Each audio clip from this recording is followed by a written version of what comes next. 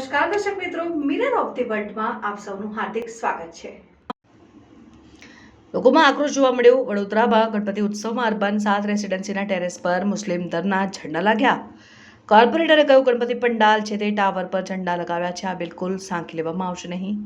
વડોદરા શહેરમાં ગણપતિ ઉત્સવની ધામધૂમપૂર્વક ઉજવણી થઈ રહી છે અને વડોદરા શહેરના બાયલી રોડ ઉપર આવેલી અર્બન 7 રેસિડેન્સીના ટેરેસ પર મુસ્લિમ ધર્મના ઝંડા લાગ્યા છે અને શાંતિ ડોલવાનો પ્રયાસ થઈ રહ્યો છે। આ ઘટનાને લઈને સ્થાનિક લોકોમાં ભારે આક્રોશ જોવા મળ્યો। આ મુદ્દે સ્થાનિક કોર્પોરેટરને જાણ થતાં તેઓ પહોંચી ગયા હતા અને આ દરમિયાન ટેરેસ પર લગાવવામાં આવેલ ઝંડા ઉતારી લેવામાં આવ્યા છે અને ઘટનાની જાણ થતાં પોલીસ પણ સ્થળ ઉપર દોડી ગઈ। સમગ્ર મામલો થાળી પડ્યો હતો।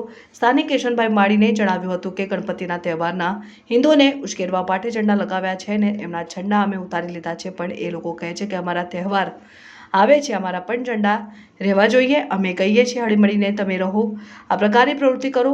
દેશના ઝંડાઓ લગાવતા નથી, પાકિસ્તાનના ઝંડા લગાવો છો। ભારતમાં રહીને પાકિસ્તાનના ઝંડા લગાવે એવું તો ના થવું જોઈએ। વડોદરા મહાનગરપાલિકાના વોર્ડ નંબર 10ના કોર્પોરેટર નીતિન ડોંગાએ જણાવ્યું હતું કે હાલ ગણપતિ ઉત્સવ ચાલી રહ્યો છે, ત્યારે વડોદરા શહેરના બાયલી રોડ ઉપર આવેલ અર્બન 7માંથી મને ફોન આવ્યો હતો કે કોઈ ઝંડો લગાવવામાં આવ્યો છે। જ્યાં જઈને જોઉં તો અરબનો ઝંડો હતો, તેથી તાત્કાલિક અમે ઝંડો ઉતારી લીધો અને ત્યારબાદ એ લોકોએ તમામ ટાવરો ઉપર ઝંડા લગાવી દીધા, જેથી કરીને મને ફોન આવ્યો, જેથી ફરી આવીને અમે બધા ઝંડા ઉતારી લીધા। અત્યારે ગણપતિજીના તહેવાર ચાલી રહ્યા છે ત્યારે અર્બન 7ની અંદર બાયલી રોડ ઉપર આવેલું છે પ્રધાનમંત્રી આવાસ યોજના છે, એમની અંદર બપોરે મને ફોન આવ્યો કે ભાઈ અહીંયા કોઈ ઝંડો લગાવવામાં આવ્યો છે। મેં આવીને જોયું તો એ અરબનો ઝંડો હતો, જે અમે તાત્કાલિક ત્યાંથી ઉતારી લીધો। ત્યારબાદ અત્યારે રાત્રે એ લોકોએ તમામ ટાવર ઉપર ઝંડા લગાવી દીધા, એટલા માટે ફરી મને ફોન આવતા અહીંયા આવી અને ફરી અમે ઝંડા ઉતારી લીધા છે। અમે બહુ સ્પષ્ટ શબ્દોમાં કહેવા માંગીએ છીએ કે જ્યારે અમારા તહેવારો ચાલી રહી છે ત્યારે આ ખાલી ખોટું બિનજરૂરી જે વૈમનસ્ય ઊભું કરવાનું પ્રવૃત્તિ થઈ રહી છે એને બંધ કરવી પડે, કારણ કે ગણપતિજીના તહેવાર છે, સાથે સાથે ઈદના પણ તહેવાર આવવાના છે। આ એક નાની બાબતમાં સમગ્ર વડોદરામાં ભડકો થાય, સમગ્ર ગુજરાતમાં થાય અને પછી સમગ્ર દેશમાં થાય। આ પ્રકારનું કૃત્ય કરતા હોય એ લોકોને અટકાવવા પડે। અમે અમારા લેવલે અટકાવી દીધા છે, ફરી બીજી વખત ના કરે એ પ્રમાણે પણ અમારાથી જે કંઈ કહેવાનું હતું એમને કહી દીધું છે।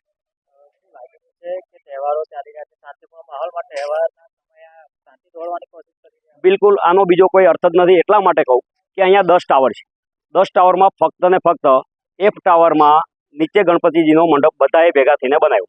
એ ગણપતિજીના મંડપ વાળો જે ટાવર છે, ટાવરમાં ઉપર આ ઝંડો લગાડવાની શું જરૂર પડી, મારું એવું કહેવાનું છે। જો એને ઝંડા લગાડો તો પહેલા બધીએ લગાડતા। આ એ શું સાબિત કરવા માંગે છે કે જ્યાં અમારા ગણપતિજીનો મંડપ છે એની ઉપર તમે અરબનો ઝંડો લગાવો છો। આ બિલકુલ સાખી નહીં લેવામાં આવે। આ બહુ સરસમાં જેને સમજવું એ સમજી લે। મારું નામ છે માળી કિશનભાઈ।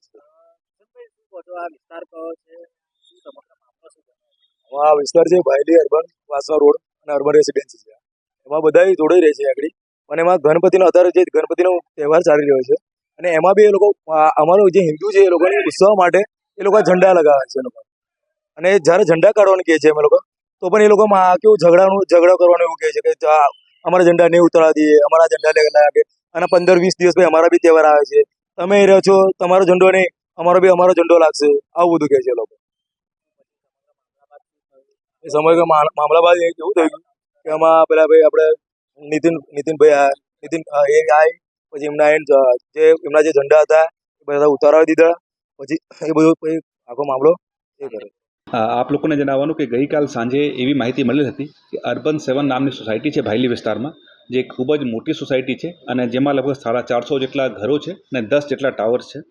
એમાં એ જાણવા મળ્યું કે રાત 10:30-11:30 અરીસામાં 10 ટાવર્સ ઉપર લીલા ઝંડા લાગેલા હતા અને એનું મેઇન ગેટ ઉપર પણ ઝંડા લાગેલા હતા। અને જ્યારે પોલીસ ત્યાં પહોંચી અને જે વિડીયો અને વિઝ્યુઅલ્સ અમે લોકોને મળ્યા હતા એથી એવું લાગતું હતું કે જે ઇસ્લામિક ઝંડા હોય છે, લીલા કલરનો બેકગ્રાઉન્ડ હતા અને ચાંદ અને સિતારા બનેલી હતું। એ કોઈ બીજું કંઈ એન્ટી નેશનલ કે અરબિક ઝંડા નહીં હતા, બટ ઇસ્લામિક ઝંડા હતા। બટ સેમ સોસાયટીમાં F બ્લોકમાં નીચે શ્રીજીની પ્રતિમા પણ સ્થાપિત હતી। તો કેટલાક રહીશોને આ બાબતથી થોડુંક એક એવું હતું કે જ્યારે એક તહેવાર ચાલી રહ્યા છે તો એવા બીજા ઝંડા લગાવવાથી કે કોઈ જાતનો ખતરા ના થાય ત્યાં। તો સ્થાનિક રહીશો પોલીસને જાણ કરી હતી, પોલીસ ત્યાં પહોંચી પણ હતી અને સમજાવટ કરીને લોકોને એવી રીતે સમજાવટ કરવામાં આવ્યા હતા કે જ્યાં સુધી શ્રીજીનો પ્રતિમા છે ત્યાં સુધી એ ઝંડા ઉતારી લેવામાં આવે અને જ્યારે વિસર્જન થઈ જાય પછી આ ઝંડા ઈદે મિલાદ જ્યારે આવે ત્યારે લગાવવામાં આવે. બટ આપ લોકોને બસ મેં જણાવવા માગું છું કે એક થોડું એવું મીડિયામાં ચાલતું હતું કે અરબિક ઝંડા હતા કે એવા હતા, એવું નહીં છે. અમે લોકો ફૂલી ઝંડાનો અમે લોકો અવલોકન પણ કર્યા હતા. બીજા નિષ્ણાતો પાસેથી પણ અમે લોકો અભિપ્રાય મેળવતા. એ પ્લેન ધાર્મિક જસ્ટ એક રિલિજિયસ ઝંડો હતો. સર, ત્યાંના ચૂંટાયેલા પ્રતિનિધિ કહી રહ્યા છે સવારે એક ઝંડો લાગ્યો હતો, ત્યારબાદ ઉતારવા માટે સમજાવવામાં આવ્યું હતું, રાતે અનેક ઝંડા લાગ્યા છે. બિલકુલ એમનું આ કહેવાનું છે. મારી સાથે પણ એમની વાત થઈ હતી કે પહેલાં F બ્લોકમાં ઝંડા લાગેલા હતા અને ત્યારે સમજાવટથી માની પણ ગયા હતા, બટ રાત્રિનો ટાઈમમાં વધારે ઝંડા લાગી ગયા હતા.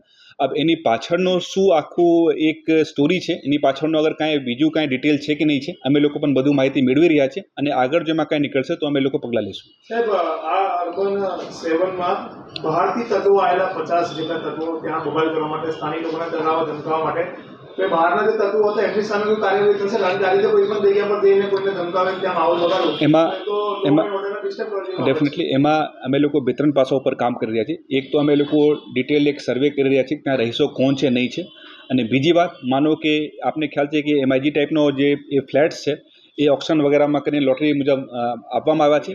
તો અગર માનો કે ત્યાં કોઈ રેન્ટ ઉપર આવ્યા હશે અને એ પ્રોપર માનો કે રેન્ટ કરાર કર્યા છે કે નહીં કરી છે, એ પોતાનું ટેનન્ટ વેરિફિકેશન કરાવ્યા છે કે નહીં કરાવ્યા છે, એ પણ આગામી શોર્ટ ટાઈમમાં અમે લોકો કરાવનાર છીએ.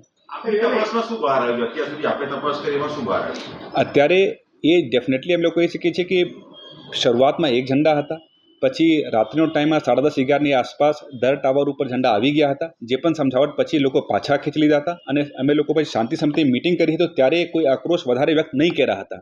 અત્યારે અમારા લોકોને ડિટેલમાં એ જાણવું પડશે કે ખરેખર એ જસ્ટ એક ધાર્મિક અભિવ્યક્તિનું એક્સપ્રેશન હતા કે એની પાછળ બીજું કંઈ ડીપર કંઈ હતું, એ અમે લોકો અત્યારે તપાસ કરી રહ્યા છીએ. સર, પહેલા એક ઝંડો હતો અને ત્યારબાદ આટલા બધા ઝંડા લાગી ગયા, તો તમને લાગતું નથી કે જાણી જોઈને શાંતિ દોડવાનો પ્રયત્ન થયો અને આમાં આ કોઈ ગુનાહિત કૃત્ય બને છે ને આમાં કાર્યવાહી થવી જોઈએ?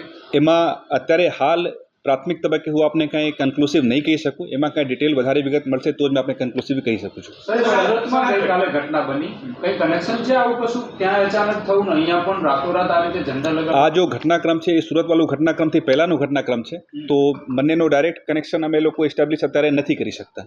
સાહેબ, જે સવાલ મારો ફરીથી એ જ છે કે ત્યાં બહારના તત્વો આવે તો મોહસિન નામના એક વ્યક્તિ છે, પાણી લેકમાંથી આવ્યો હતો બધા લોકોને લઈને, એ ત્યાં રહેતો પણ નથી, તો ત્યાં એને જઈને માહોલ બગાડવાની શું જરૂર હતી? શું એને મેં આપને એ જ કહી રહ્યા છું કે ખરેખર એમનો નામથી ત્યાં કોઈ ફ્લેટ છે કે નહીં ફ્લેટ છે, અને અગર માનો ત્યાં રેન્ટ ઉપર રહેતા હશે, એમની પાસે ધોરણસર રેન્ટ કરાર છે કે નહીં કરાર છે, એ બધું અમે લોકો તપાસ કરશું. કેમ કે દેખો, પ્રાઇમા ફેસી કોઈ ફેક્ટ વગર હું આપને કંઈ કમિટ નહીં કરી શકતા. એકવાર મારે જોઈ લેવું પડશે કે અગર માનો કે વેરિફિકેશન વગર કરાવ્યા છે કે નહીં કરાવ્યા છે, એમનો ગુનાહિત ઇતિહાસ શું છે, અને એવું પછી કાંઈ નીકળશે તો અમે લોકો ડેફિનેટલી પગલાં લેશું.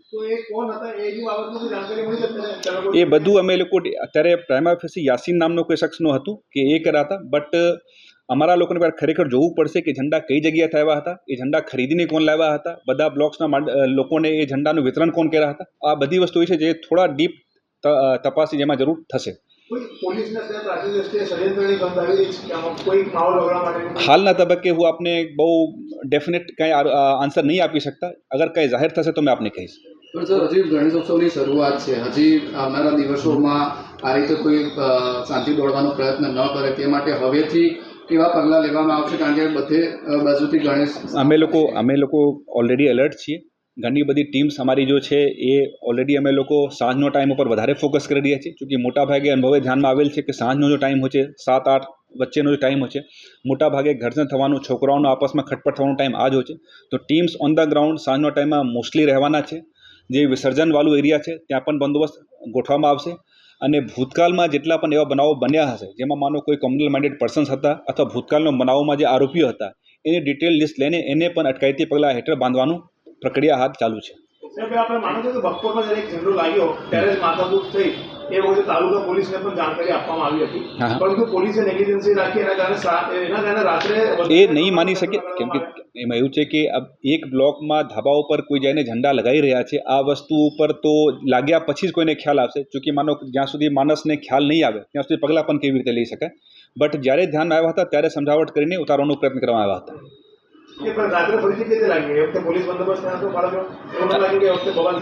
ના, અત્યારે પ્રાથમિક દ્રષ્ટિએ નહીં લાગતા હતા. એ તો જ્યારે લાગ્યું પછી અમે લોકો અત્યારે ડીપર એમાં ઉતરી રહ્યા છીએ.